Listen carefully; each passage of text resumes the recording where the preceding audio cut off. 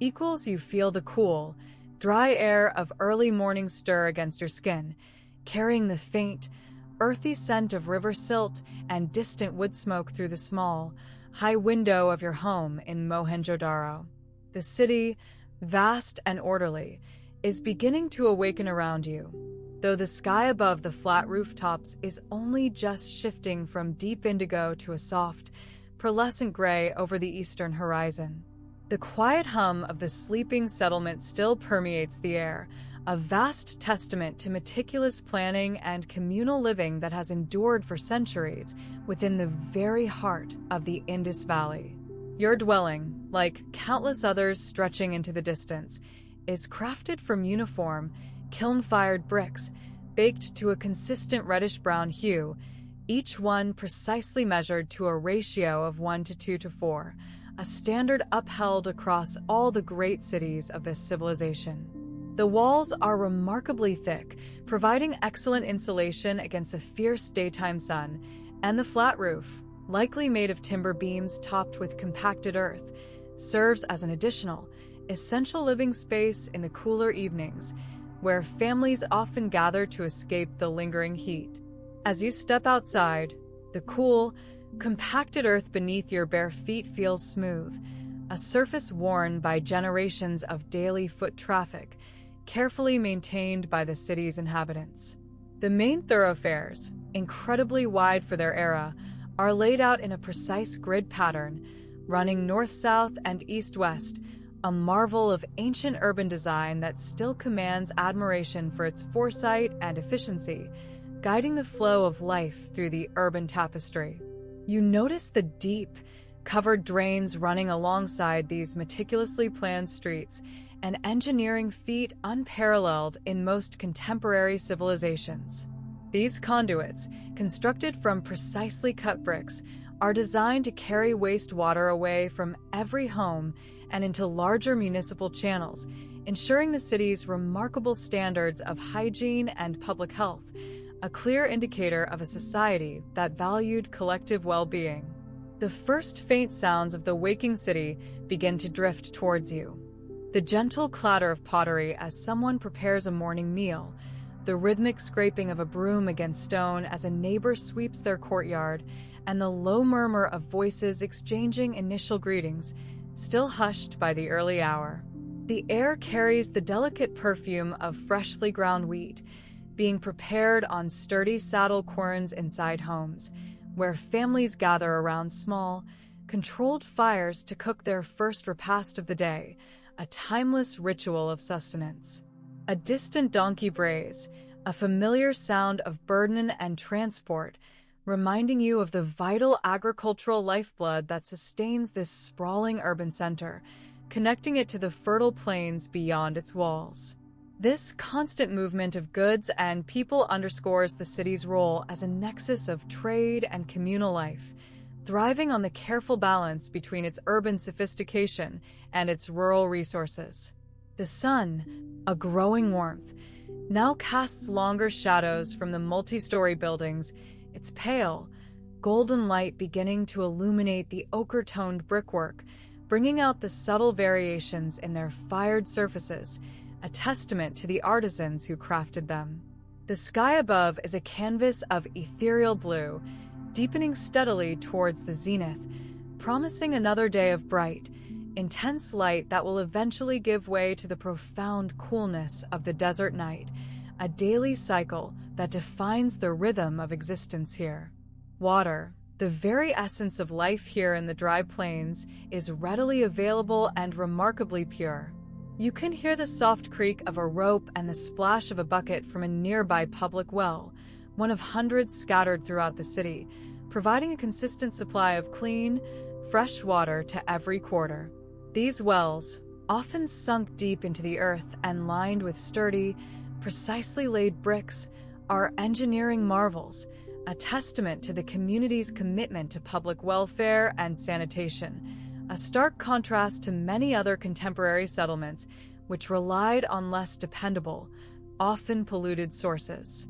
People begin to emerge from their homes, dressed in simple, practical attire suited to the warm climate. Men typically wear a dota-like loincloth, sometimes paired with a loose shawl draped over the shoulders, while women don a knee-length skirt and a shawl that often covers their upper body, sometimes revealing an arm adorned with shell bangles. The fabrics are primarily cotton, cultivated extensively in the fertile plains of the Indus, known for its softness and breathability, allowing for comfort in the relentless heat. Hair is usually neatly tied back or coiled, often adorned with simple terracotta pins or elegant bronze clips, reflecting a pragmatic yet understated approach to personal presentation. Jewelry is not ostentatious, but often includes carefully crafted necklaces of steatite beads or bangles made from local shells, suggesting a quiet appreciation for adornment within a largely unstratified society. The aroma of cooking now grows more distinct, carrying the scent of flatbreads baking on hot stones and the subtle spice of lentil stews, prepared using a variety of pulses. Your morning meal might consist of barley porridge, perhaps sweetened with a touch of date syrup, or a simple flatbread accompanied by local vegetables like peas or chickpeas, staples of the Indus diet. These crops, along with wheat, are cultivated in the fertile alluvial plains irrigated by the mighty Indus River, forming the very foundation of the civilization's remarkable prosperity and supporting its vast urban populations. As you venture further along one of the narrower side lanes, designed primarily for pedestrian traffic and less imposing than the grand avenues, you pass the open doorways of various workshops. You might glimpse a potter already at work, spinning clay on a sturdy, foot-powered wheel, shaping elegant storage jars or delicate painted vessels with practiced, rhythmic movements, his hands caked with the fine river clay. The air here carries the faint, sweet smell of damp clay and the occasional sharp scent of wood smoke from a nearby kiln, where finished wares are fired to a robust, enduring hardness, ready for trade or daily use within countless homes. The careful craftsmanship evident in even the most utilitarian pottery speaks of a deep-seated pride in skill and a standardized approach to production. In another courtyard, you might see artisans meticulously drilling tiny holes into carnelian beads, using specialized drills tipped with hard stones, a painstaking process that produces the exquisite jewelry for which the Indus cities are renowned. These vibrant red beads, along with those made from steatite, lapis lazuli, and agate, are not merely decorative. They represent a sophisticated craft industry and a vital component of the extensive trade networks that connect Mohenjo-Daro with distant lands, reaching as far as Mesopotamia, where these precious commodities are highly prized and exchanged for metals and other rare goods. The central market area, a bustling nexus of exchange, slowly comes alive with a growing buzz of activity as the morning progresses. Merchants begin to spread out their wares on woven mats or simple wooden tables, mounds of fresh dates, stacks of dried fish from the river, baskets brimming with seasonal fruits like melons and pomegranates. The chatter of sellers calling out their offerings and the low hum of negotiation create a symphony of commerce, a testament to the thriving economic lifeblood that pulses through the city's heart, drawing in goods from the surrounding agricultural lands and beyond. You observe transactions unfolding with remarkable efficiency, facilitated by a highly standardized system of weights and measures. Small, precisely cut cubes of chert, carefully calibrated, are used to weigh goods, ensuring fairness and consistency in trade.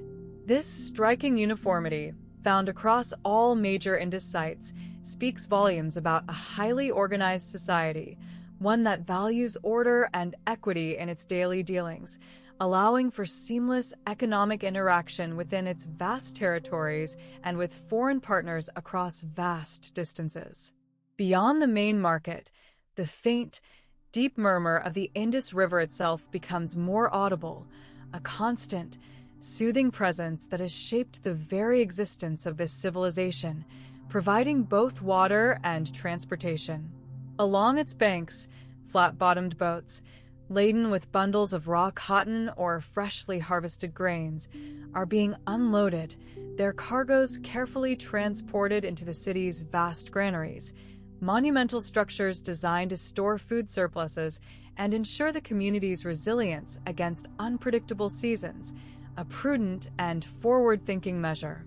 These granaries, often situated near the elevated western mound known as the Citadel, are massive brick structures, cleverly designed with ventilation shafts to protect their precious contents from pests and moisture.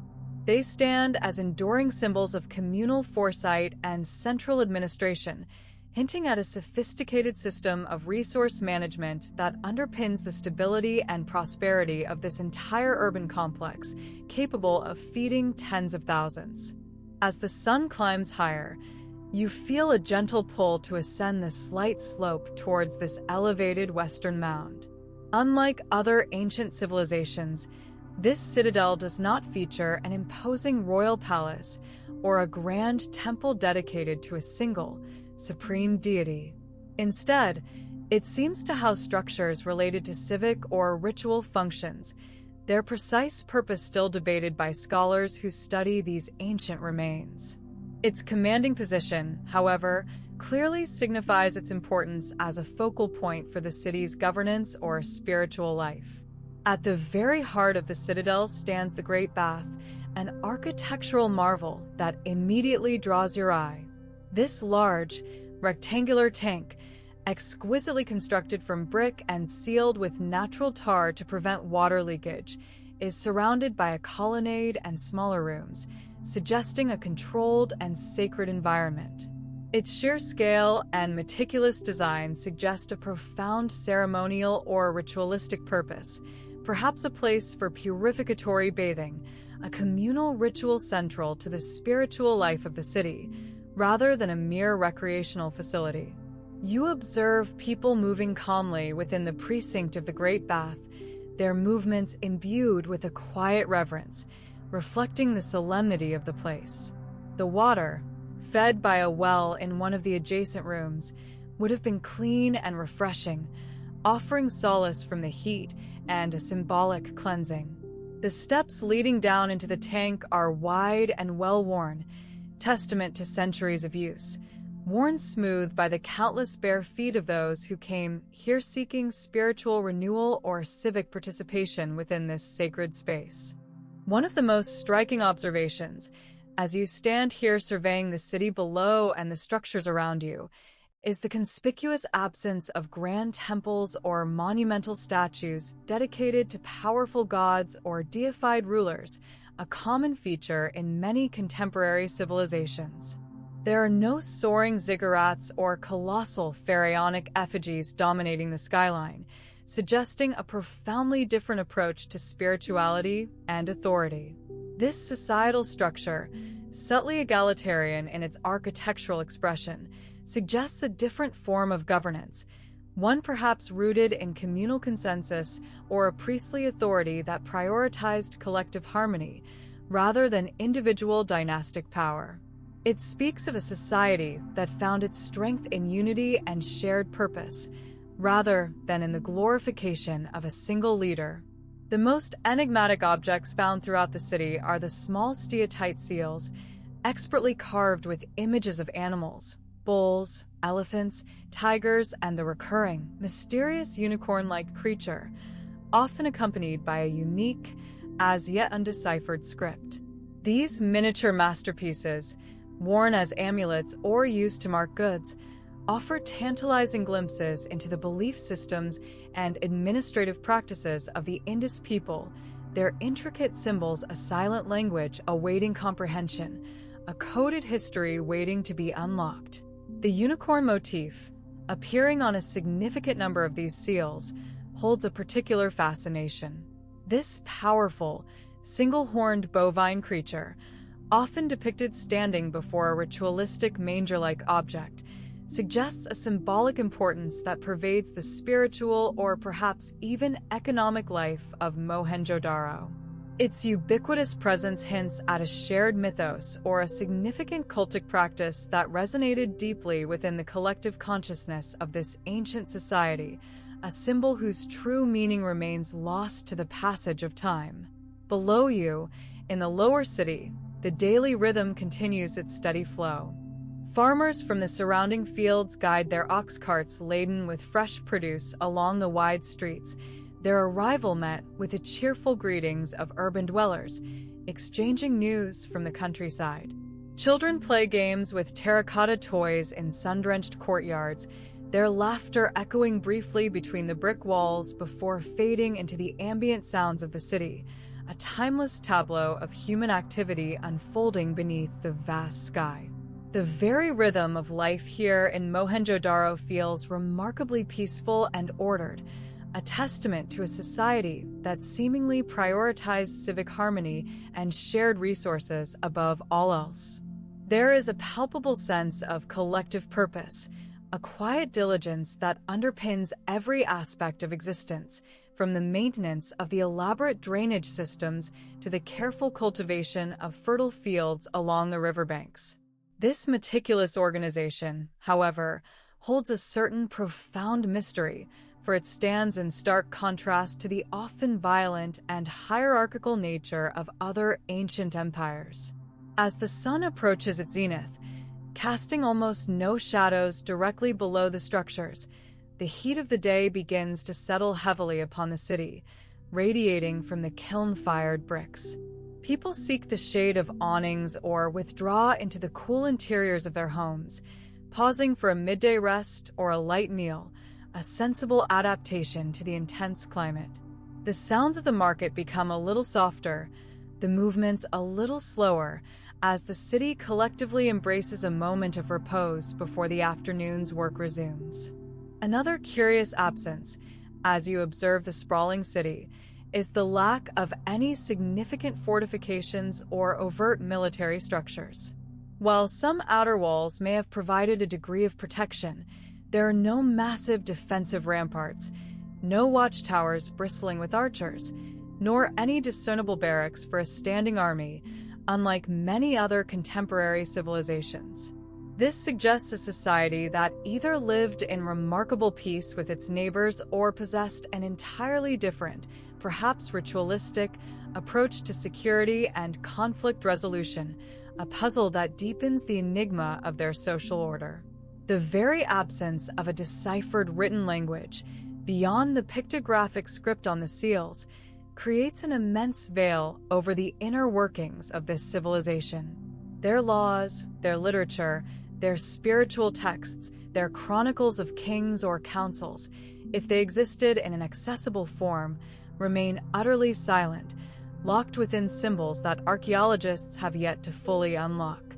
This silence is profound, a monumental gap in our understanding, as if a vibrant, complex world communicated only in whispers that have since faded into the deepest reaches of time. Yet, despite this silent history, the enduring structures of Mohenjo-Daro speak with a quiet strength of their own. The perfectly aligned brickwork, the sophisticated water systems, the communal planning, these are the eloquent expressions of a highly advanced and deeply thoughtful people. Their strength was not expressed through conquest or monumental self-aggrandizement, but through an unparalleled commitment to civic order and the welfare of their vast populace, a philosophy strikingly unique in the ancient world, defying many conventional notions of power. Beyond the city's neat, rectilinear edges, the landscape stretches out, a vast plain fed by the life-giving Indus River, which winds its way majestically through the region, bringing fertile silt with its annual floods. Palm groves sway gently in the breeze, and fields of wheat and barley ripple under the sun, providing the essential sustenance for this sprawling urban network, a green belt of productivity that encircles the enduring city. The distant horizon shimmers under the haze of the afternoon, a boundless expanse of land and sky, connecting the visible world to the unknowable. As the afternoon wears on, the sun begins its slow descent towards the western horizon, painting the sky with hues of apricot and rose, casting long, softening shadows across the carefully planned grid of streets. The air starts to cool, and a renewed energy stirs through the city. People emerge from their homes, ready for the evening's activities, the sounds of life once again growing louder, infused with the softer, more inviting light of the waning day. The scent of evening meals being prepared begins to mingle with the lingering earthy aromas of the city, promising comfort after the heat. Families gather on their rooftops, enjoying the evening breeze and the panoramic views of the darkening city, or within their courtyards, sharing simple, nourishing meals of flatbreads and lentils, perhaps with fish from the river. The low murmur of conversation and the soft glow of oil lamps begin to the urban landscape, creating a sense of intimate community within the grand expanse of Mohenjo-Daro. The day's labors conclude, and a peaceful domesticity settles over the brick-built homes, a quiet end to a well-ordered day. There is still no sign of a king's procession or a priest-ruler holding court, no obvious central authority making its presence felt through display or command, even as the city drifts towards rest. The city functions with a seamless, almost invisible governance, relying perhaps on a council of elders or a collective body that prioritizes the welfare of all. This elusive leadership, combined with the undeciphered script, leaves a profound blank space in our understanding of who truly guided this remarkable civilization, a silence that only deepens the mystery of its internal workings, a secret held within its very design. The sounds of dusk embrace the city, the chirping of unseen crickets from the fields beyond the walls, the distant hoot of an owl, and the gentle sigh of the breeze moving through the narrow alleyways. The last rays of sunlight turn the bricks of the upper city to a deep, burnished copper before fading entirely, leaving the brilliant moon and countless stars to take their silent watch over the ancient settlement, their light reflecting faintly on the still surface of the Great Bath. As darkness fully descends, enveloping the vast city in its tranquil embrace, you are left with a profound sense of the enduring mystery of Mohenjo-Daro. Its order, its sophistication, its quiet strength, and its profound silence regarding its rulers and beliefs all contribute to an enigma that has captivated and baffled generations. This was a civilization that blossomed with unparalleled grace and efficiency, leaving behind only tantalizing clues to its true nature, its greatest secrets perhaps sealed forever within its silent script and its carefully planned, yet ultimately enigmatic, ruins, patiently waiting for the dawn of a new understanding.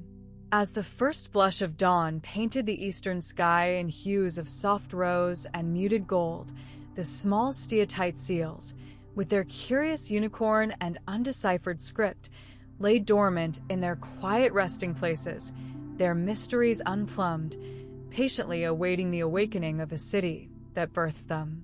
A gentle coolness still clung to the air, a fleeting embrace before the sun ascended to claim its full dominion over the plains of the industry Mohenjo-Daro. A city of silent strength and meticulous design began its slow, graceful stir.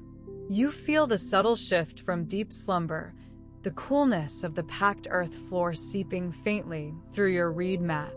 A stray beam of morning light, thin and shy, steals its way through the small, high window set into the thick brick wall, illuminating dust motes dancing in the stillness.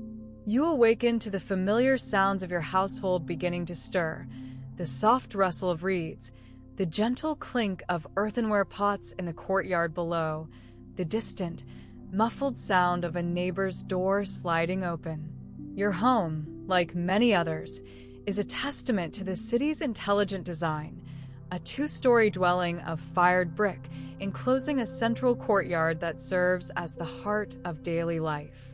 This open space, bathed in the growing light, is where the cool well water is drawn, where meals are prepared over a small clay oven, and where the family gathers under the vast, open sky.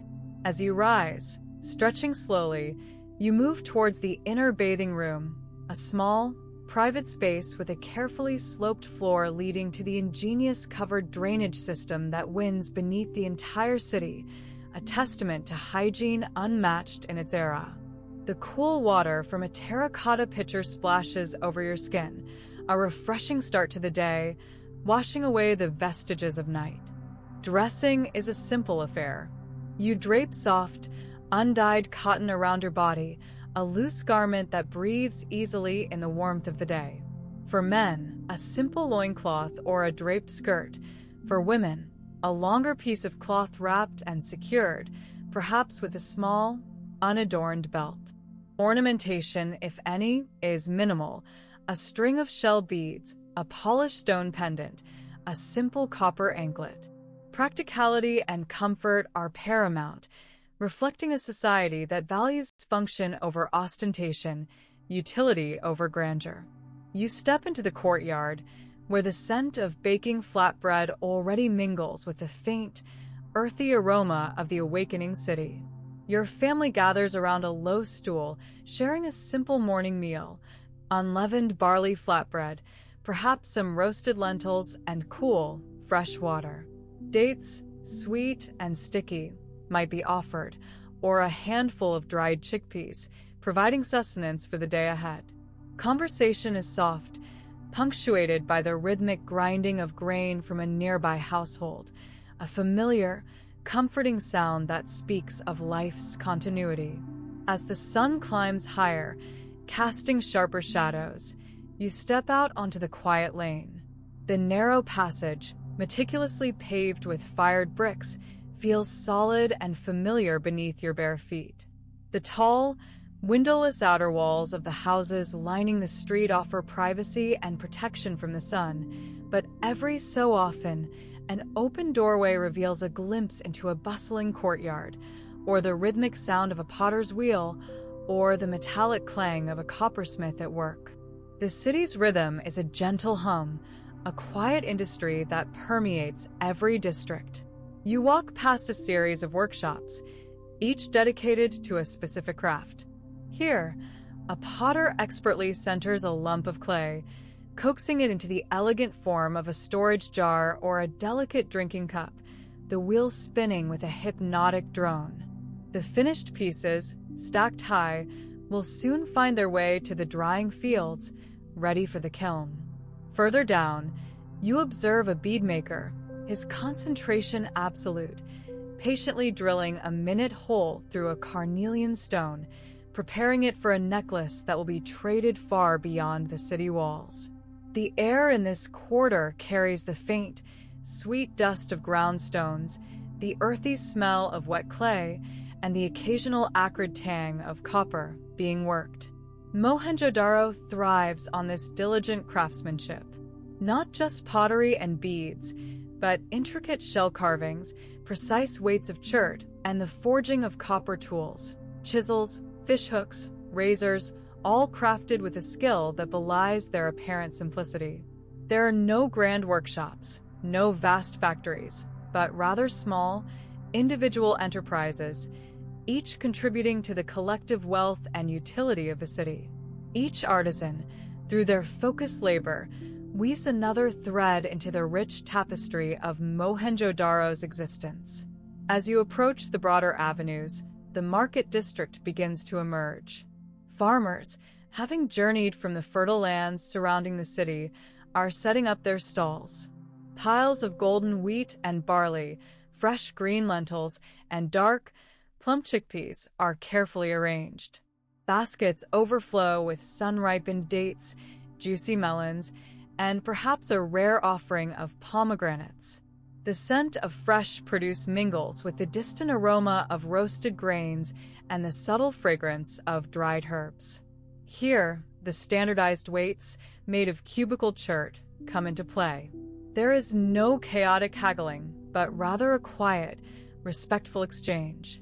The scales are balanced, the weights precise, reflecting the underlying order that governs every aspect of life in Mohenjo-Daro. You might purchase a handful of sesame seeds for oil, or some mustard seeds to add flavor to your stew, exchanging a small copper coin or perhaps a piece of surplus pottery. The market is not a place of boisterous shouts, but of murmuring conversations, of shared news, and a quiet sense of community. Children, supervised but not restricted, dart between the stalls, their laughter a gentle counterpoint to the low hum of commerce. Beyond the bustling market, towards the western edge of the city, lies the monumental granary, a structure of immense scale. Its elevated platform and carefully designed ventilation systems speak of foresight and an organized approach to sustaining the population. Within its vast halls, the bounty of the Indus Valley is stored, a collective larder ensuring that no one goes hungry. The movement of grain, overseen by meticulous record keepers who might impress their seals into clay tags, is a testament to the central administration that, though invisible in its leadership, is ever present in its careful orchestration of resources. Lunchtime brings a temporary lull to the city's industrious rhythm. You might return home for a midday meal, a simple bowl of stewed lentils or vegetables, perhaps some dried fish from the river, accompanied by more flatbread. Or you might find a shaded alcove along a public thoroughfare, joining others in quiet repose, sharing food and companionship. The sun, by now high in the sky, bathes the brick city in a warm, golden glow, and the air shimmers with heat. The flat roofs of the houses, often adorned with drying clothes or sleeping mats, offer a higher perspective, a gentle breeze, and a place to escape the intensity of the midday sun. The afternoon sees a renewed focus on work, though perhaps at a slightly more measured pace. You might engage in your own household chores, grinding grain on a saddle quern, preparing food for the evening meal, weaving simple textiles on a loom within your courtyard.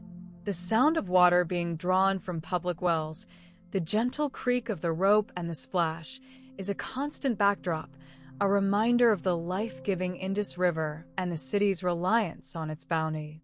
As the sun begins its gradual descent, painting the western sky with strokes of orange and purple, the city's atmosphere subtly shifts. The intensity of work begins to wane, replaced by a sense of calm anticipation.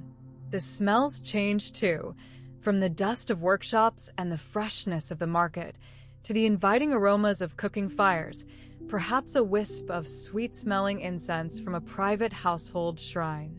Evenings in Mohenjo-Daro are a time for communal gathering, for the strengthening of bonds that hold this unique society together. You might join neighbors on the flat rooftop of your building, where the cooler air offers a reprieve from the day's heat. Here, under the vast, darkening canvas of the sky, stories are shared, tales of the river, of the distant lands glimpsed by traders, of ancestors who first laid these perfect bricks.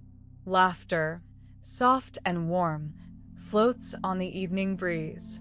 Perhaps a gentle melody drifts from a distance, the plaintive notes of a reed flute or the rhythmic beat of a hand drum, subtle music for a tranquil people.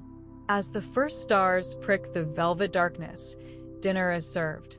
Simple, wholesome food, shared with family and friends. There is no extravagance, no gluttony, but a profound satisfaction in the sustenance provided by their land and their collective effort. The conversations dwindle into comfortable silences, punctuated by the chirping of crickets and the distant bark of a dog. You reflect on the day, on the intricate dance of labor and leisure, of individual contribution and collective well-being. Mohenjo-Daro possesses an unspoken elegance, a deep-seated order that feels less like a decree from a ruler and more like an intrinsic part of its very being. There are no imposing statues of kings, no towering temples demanding worship, no grand military parades. The power of this city seems to lie in its harmony, its communal spirit, and its unwavering commitment to a shared way of life. The small steatite seals, with their elusive symbols, are more than just administrative tools. They feel like a whisper from the city's soul, a collective memory, a shared understanding that transcends mere language. They hint at a deeper truth, a core philosophy that has allowed this civilization to flourish in such peace and balance for centuries. What secret do they hold, these tiny emblems of an enigmatic people? Is it a key to their societal structure, a spiritual belief, or perhaps a profound awareness that shaped their unique existence? As the night deepens, blanketing Mohenjo-Daro in a profound quiet, you make your way back into your home. The sounds of the city gradually fade, leaving only the gentle whisper of the night wind. The smooth, cool bricks of your dwelling provide a sense of security and belonging. You settle onto your mat, the rhythmic breathing of your family a comforting presence in the darkness. The stars, now brilliant and numerous, seem to watch over the sleeping city, guardians of its tranquil peace and its untold story. As sleep gently pulls you away from the brick-lined streets and the quiet courtyards, you carry with you the profound wonder of Mohenjo-Daro, a city woven from threads of order, community, and an unspoken harmony. You sense the deeper currents that flow beneath its tranquil surface, a silent agreement, a profound understanding. What lies at the very heart of its people, this secret kept not in written words, but in the enduring spirit of a civilization that built its legacy on peace, leaving you to ponder the mysteries that still lie hidden within its ancient, sleeping embrace. Welcome back, dear listener, as we drift further into the quiet echoes of Mohenjo-Daro, a city whispered to us through the dust of millennia. We left off contemplating the enigmatic seals, those small, carved tablets of steatite, bearing their mysterious script and striking animal figures. Their practical purpose in trade and record-keeping is clear, marking ownership, authenticating goods, perhaps even identifying artisans.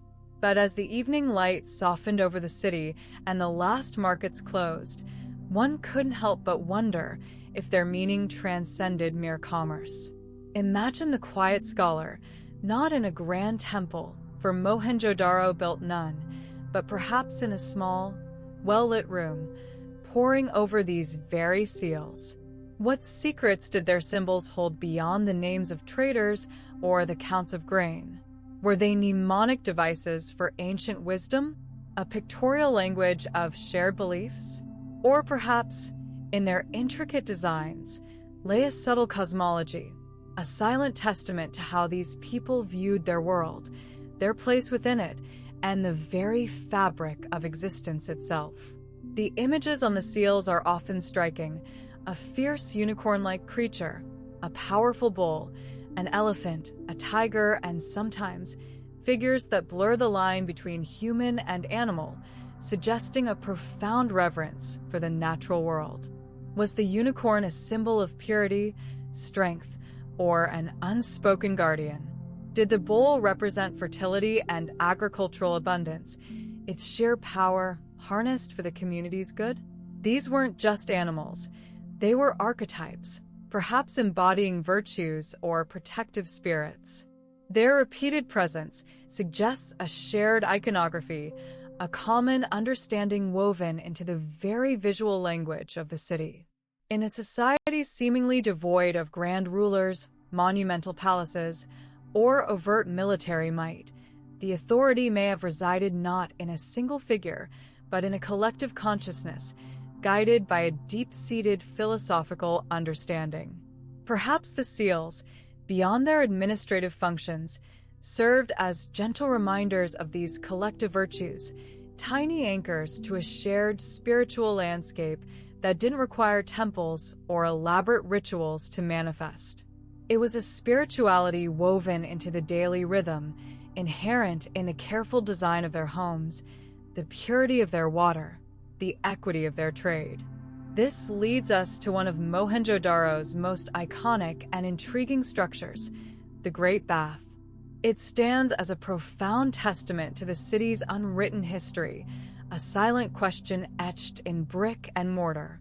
Not a temple, yet clearly more than a mere communal pool, It lies at the heart of the citadel mound, its perfectly aligned fired bricks forming a watertight tank, some 12 meters long, 7 meters wide, and over 2 meters deep.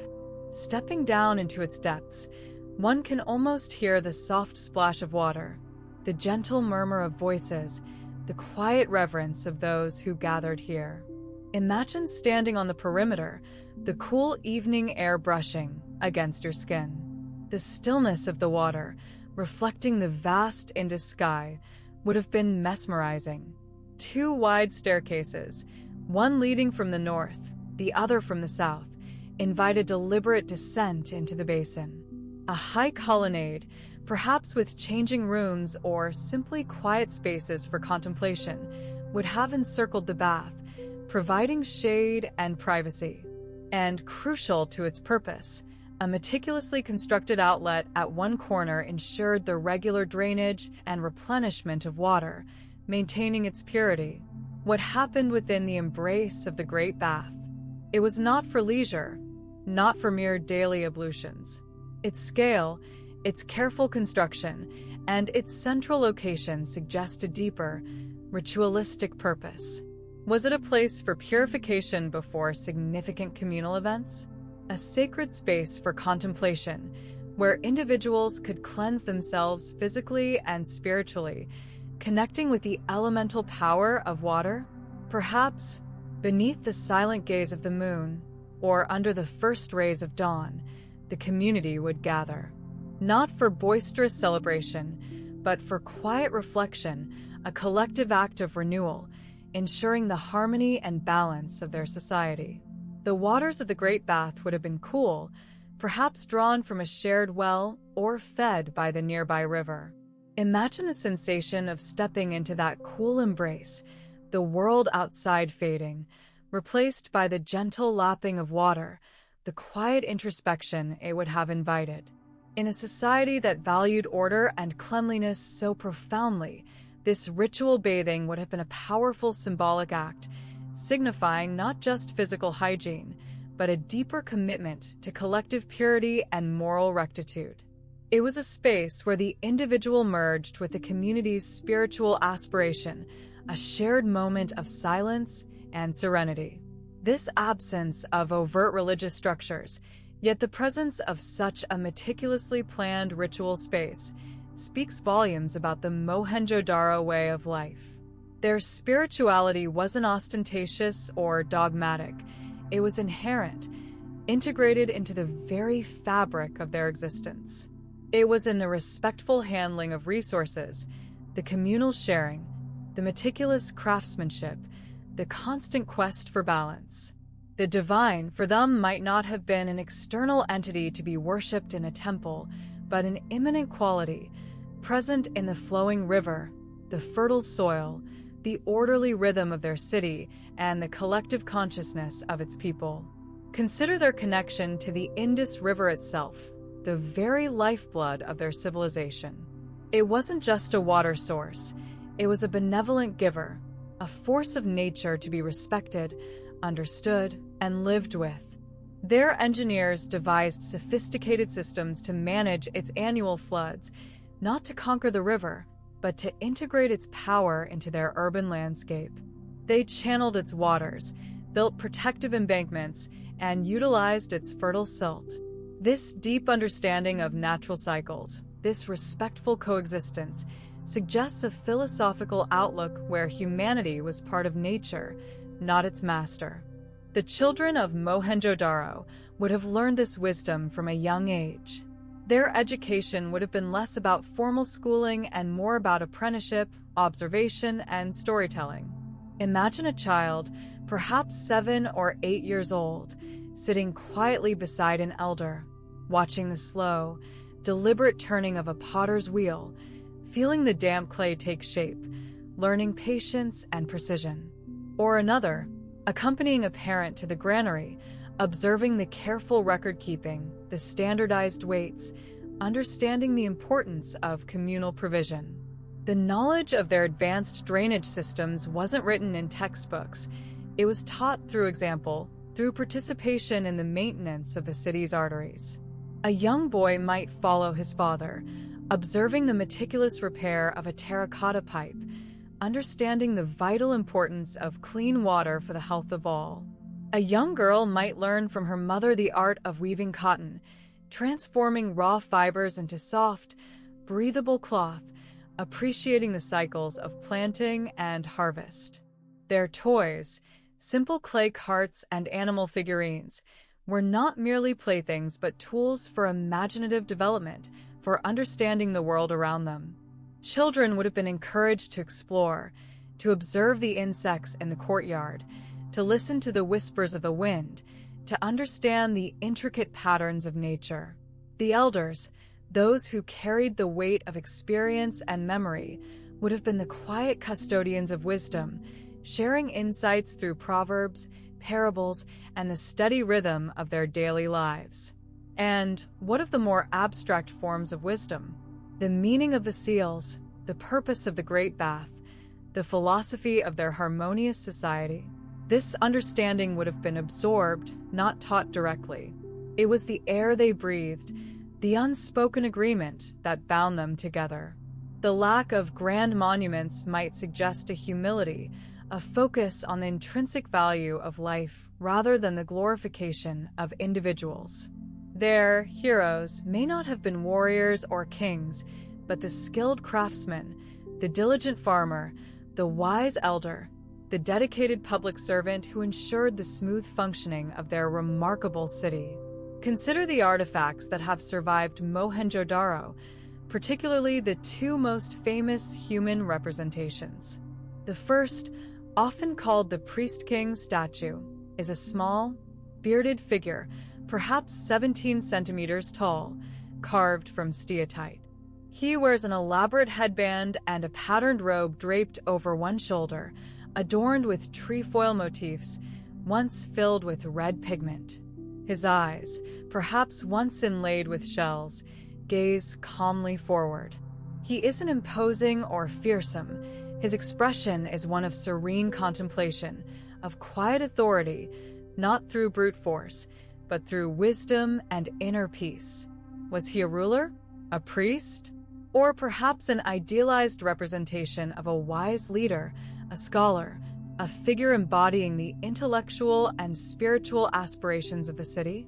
His calm demeanor, the absence of any overt symbols of military might, reinforces the image of a society valuing intellect, contemplation, and perhaps a form of spiritual guidance over temporal power. He might represent the essence of their leadership, thoughtful, serene, and dedicated to the welfare of the community. Then there is the dancing girl, a bronze statuette, barely 10.5 centimeters tall, yet radiating an astonishing sense of vitality and independence. She stands in a confident, almost defiant pose, one hand on her hip, the other resting lightly on her leg, adorned with a stack of bangles up her arm. Her head is tilted slightly, her hair styled in a casual bun, and her large, expressive eyes seem to hold a secret. She is not a queen or a goddess. She is a common woman, perhaps, or a representation of the free spirit of Mohenjo-Daro's women. Her posture, her direct gaze, speaks of autonomy, of a society where women held a respected place, unburdened by overt subjugation. She embodies a dynamic grace, a lightness of being that contrasts with the priest king's stillness, yet both portray an inner strength.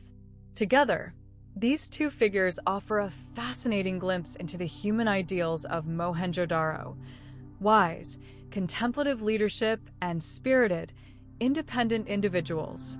These were not just static figures. They were reflections of the values instilled in every citizen. The quiet dignity of the priest king, the vibrant energy of the dancing girl, they speak to a culture that valued both introspection and expression, order and freedom, collectivism and individual spirit. The harmony of Mohenjo-Daro was not achieved through rigid control, but through the cultivation of these balanced virtues within each member of the community. The legacy of Mohenjo-Daro lies not just in its bricks and drains, but in this profound understanding of human coexistence.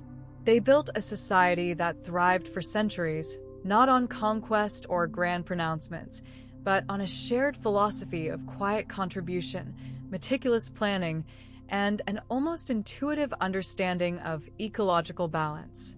Their dark secret, perhaps, was not a hidden treasure or a forbidden ritual, but the very simplicity and profundity of this harmonious way of life, a secret we, in our complex world, often struggle to rediscover. As the moon arcs across the sky, casting long, silent shadows over the ancient mounds, we are left to ponder this enduring enigma. How did they sustain such a sophisticated, yet seemingly egalitarian, society for so long? What were the unspoken laws, the unwritten agreements that allowed such a peaceful existence to flourish? The wind whispers through the ruins, carrying tales of a time when balance was paramount, when the river was revered, and when humanity found its truest expression not in monuments to power, but in the quiet, purposeful rhythm of daily life. The earth holds these secrets close, waiting for our hearts to open to their gentle whisper, inviting us to delve deeper into the quiet wisdom of a lost empire and perhaps to glimpse the true nature of the secret they carried. As the gentle whispers of time carried Mohenjo-Daro through its golden age, a profound sense of equilibrium permeated every brick, every pathway, every soul within its walls. For centuries, the city had thrived, a testament to a civilization that found its strength not in conquest, but in cooperation, not in grandiosity, but in quiet contribution. The rhythms of life were steady, predictable, intertwined with the mighty Indus, a silent benefactor whose generosity had shaped their very existence. The sun rose, painting the mud brick homes in hues of ochre and rose. The communal meals were shared, stories exchanged, and the meticulous duties of daily life performed with a shared purpose. But even the most enduring harmony can be subject to the slow, inexorable turning of the Earth's grand clock. The first whispers of change were barely perceptible, like the faintest ripple on the surface of the Great Bath. Perhaps it began with the river itself, that lifeblood of their civilization. The Indus, which had so long been a predictable friend, began to subtly shift its temperament. Its waters, once a steady, generous flow, might have begun to fluctuate with increasing capriciousness. Sometimes the floods, though managed by their ingenious engineering, grew a little higher, lingered a little longer, leaving behind more silt than usual, making the arduous work of cleaning and rebuilding just a touch more demanding. At other times, the monsoon rains seemed to diminish, stretching the dry seasons longer, testing the limits of their meticulously designed water storage systems. These were not dramatic, cataclysmic events, but rather a slow, creeping alteration, a subtle loosening of the natural order they had so perfectly integrated into their lives. Imagine the wise elders, their faces etched with the wisdom of generations, observing these subtle shifts. Their understanding of the natural world was profound, honed over centuries of close observation. They would have noted the changes in the stars, the different migratory patterns of birds, the subtle variations in the river's song. There would have been discussions in the quiet courtyards, beneath the moon, about the changing moods of the Great Mother River. The lands around Mohenjo-Daro, fertile for so long, might have begun to show signs of exhaustion. Centuries of continuous cultivation, though carefully managed with crop rotation and sustainable practices, would eventually take their toll.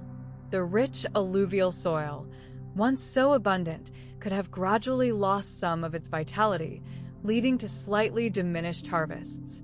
It wasn't a sudden famine, but a slow, persistent decline in abundance, making life a little harder, requiring a little more effort for the same yield.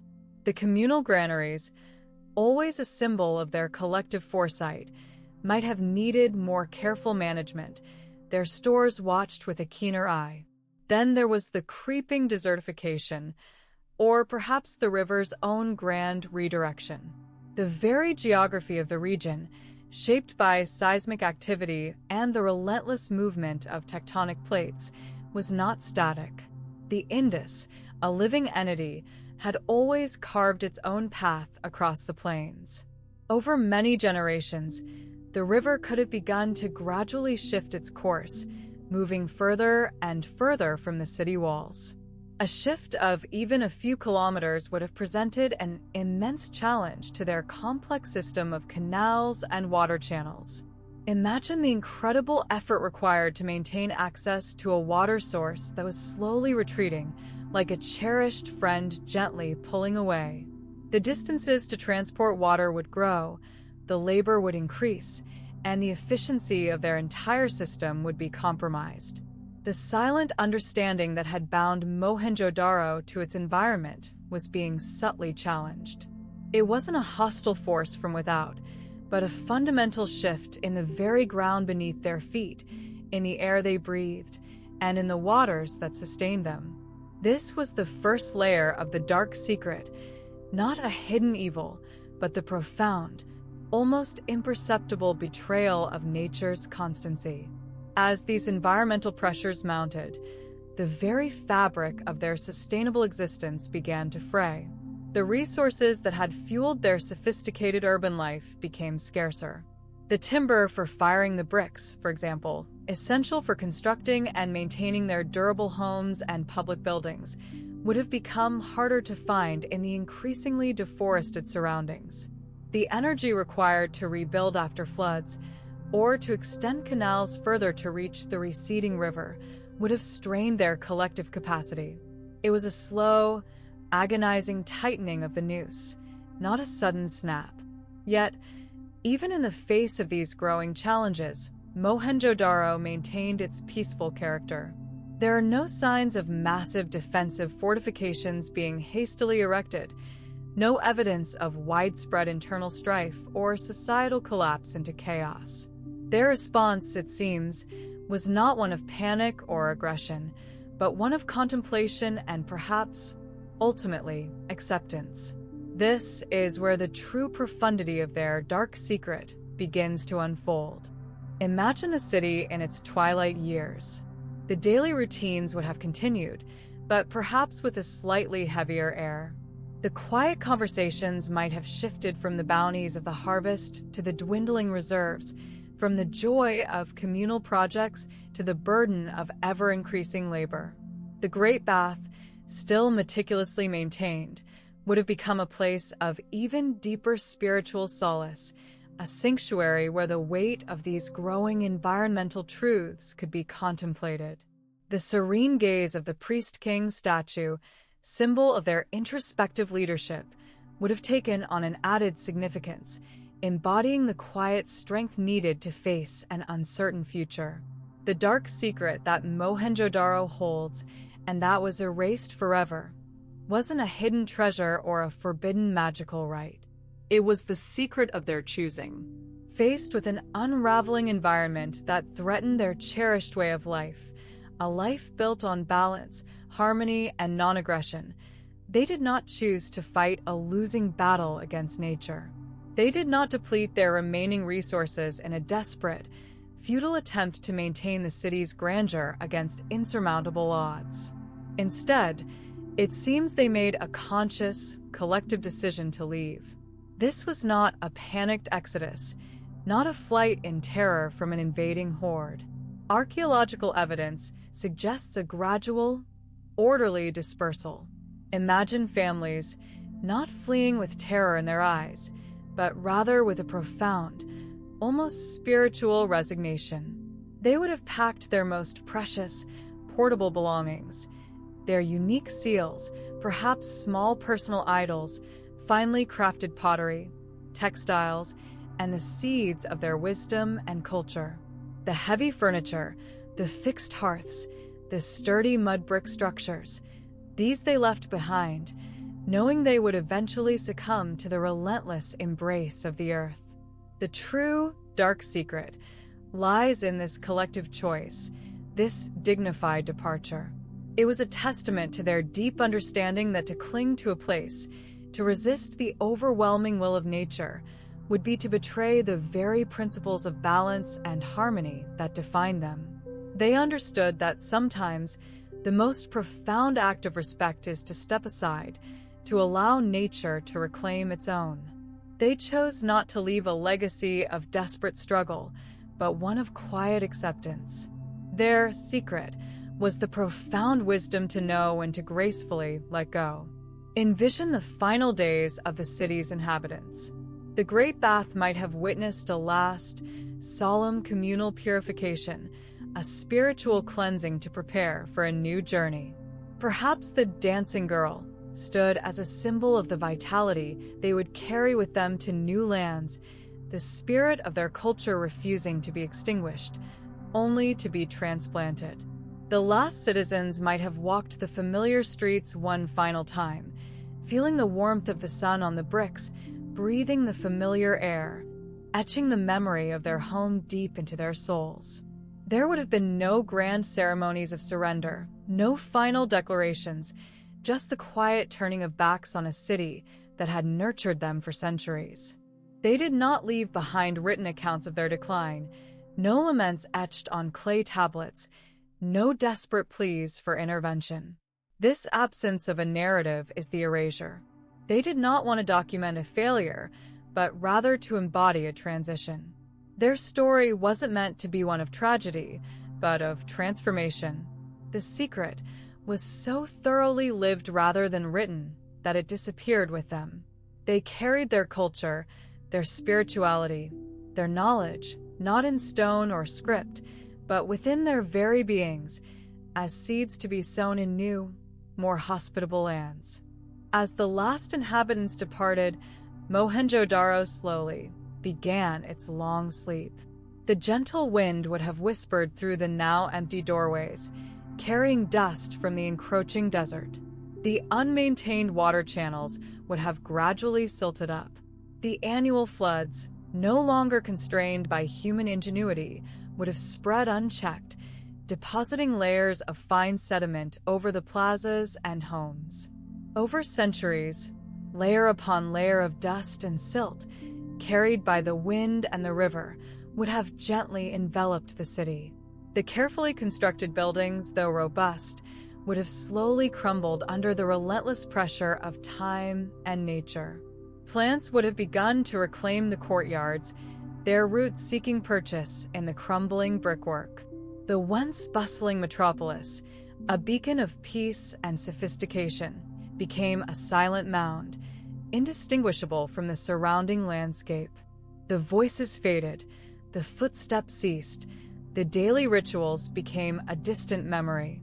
Mohenjo-Daro, the city of harmony, was swallowed by the earth, not in violence, but in a profound embrace, preserving its quiet mystery beneath the soil. For thousands of years, the earth held its secret close. The sands of time drifted over it. The river carved new paths, and new civilizations rose and fell across the vast plains of the industry Mohenjo-Daro slumbered, a forgotten testament to a way of life that prioritized balance over domination, community over empire, and intrinsic spirituality over outward display. It was only in the early 20th century, as the dust of millennia was gently brushed away by curious hands, that the city began to re-emerge, brick by silent brick, from its earthen tomb. The archaeologists, digging through the layers of history, pieced together what they could: the sophisticated urban planning, the enigmatic seals, the serene priest-king, the lively dancing girl. They marveled at the Great Bath, pondered the lack of palaces or temples, and wondered at the absence of any signs of warfare or sudden destruction. The dark secret remains, not as a puzzle to be solved with a single key, but as a profound contemplation. It is the secret of a people who chose discretion over documentation, harmony over confrontation, and perhaps a quiet continuation of their essence over a dramatic, documented demise. Their story serves as a gentle reminder that some of the deepest truths are not shouted, but whispered, not carved in stone for all to see, but carried within the human heart, a quiet wisdom that resonates across the ages. Mohenjo-Daro teaches us that strength can reside in gentleness, and that power can be found in letting go. It reminds us of the delicate balance between humanity and nature, and the wisdom in recognizing when to adapt, when to move, and when to simply allow the grand tapestry of life to unfold as it will. As you drift now, enveloped in the quiet stillness, let the story of Mohenjo-Daro settle softly in your mind. Imagine the ancient city, now nestled deep beneath the earth, breathing its own silent secrets into the ages. Feel the peace of that forgotten time, a time of balance and harmony, where every choice was made with reverence for life. Let the images of the Great Bath, still and reflective, guide your thoughts to a place of inner calm. Envision the soft light of a moonlit night over those ancient, quiet streets, where only the softest whispers of the wind now stir. Your day's journey is complete, much like the journey of Mohenjo-Daro has found its peaceful conclusion in the annals of time. Feel your breath deepen, slowly, gently, like the ancient Indus flowing steadily towards the sea. Let every muscle relax, every thought soften as you sink deeper into comfort. The quiet wisdom of the lost empire drifts around you, a lullaby from a distant past, inviting you into a profound and restful sleep. Close your eyes, let go of all worries, and allow yourself to be carried away on the gentle currents of dreams, deeper and deeper, into a peaceful, dreamless slumber.